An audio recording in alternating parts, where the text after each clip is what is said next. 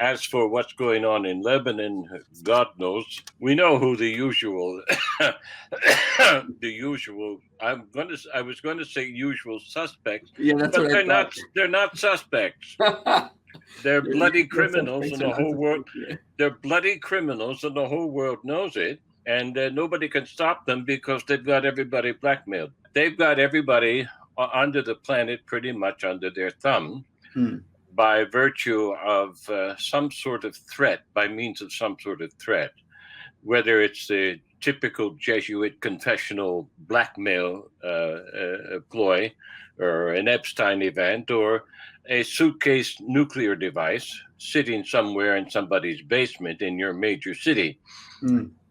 They've had those for 20, 30 years now, distributed all over the world. They're not shy of what they call the Samson option. They'll take everybody down with them, okay, if they have to.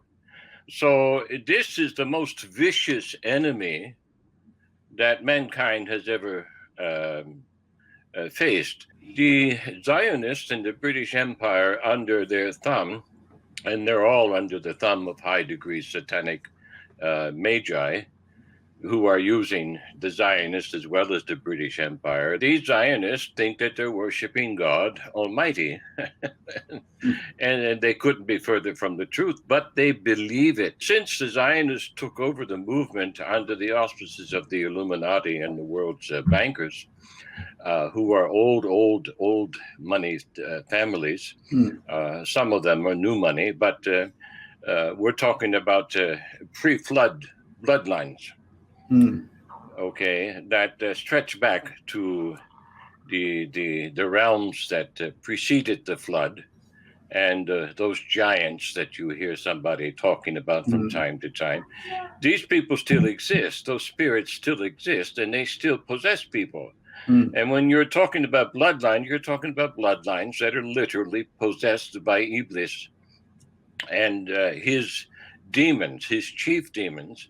And this is a kingdom that is has become very, very well organized, because the demons couldn't do it on their own. I have been looking for some sort of Islamic finance facility that will allow us to transfer funds in the event that we need to do so, and we can't do it. We can't find any. The Jews are laughing. Iblis is laughing. Look at those fools.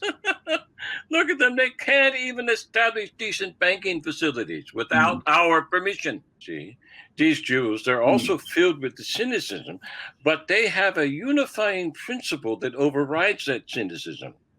So that when their rabbi speaks, or when the chief rabbi speaks, or when the ruler, let's look at Pompeo. Pompeo is a member of the Sanhedrin, for God's sake.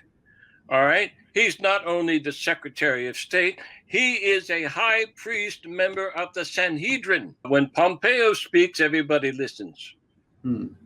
Okay? Where is the high priest leading us now? All right? Because they move in unison. It doesn't matter how many Palestinians are killed.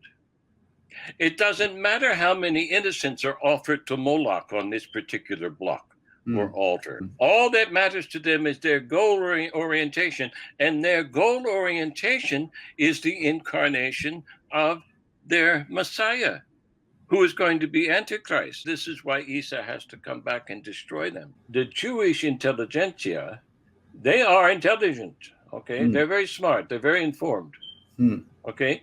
You can't say that about the Muslims. You've got a great dichotomy here. There's a great divide. There's a great division. On one side, you have a bunch of well-informed people serving evil. And on the other side, you have a bunch of ignoramuses who think they're serving the cause of Allah. But when you're ignorant, you can't do that. Because ignorance only serves evil. You can tell them, look, vaccines are dangerous, and they'll still go get them. You can tell them, oh, no, this COVID thing is a big lie. You can provide them with the evidence, and they will still put the mask on and obey.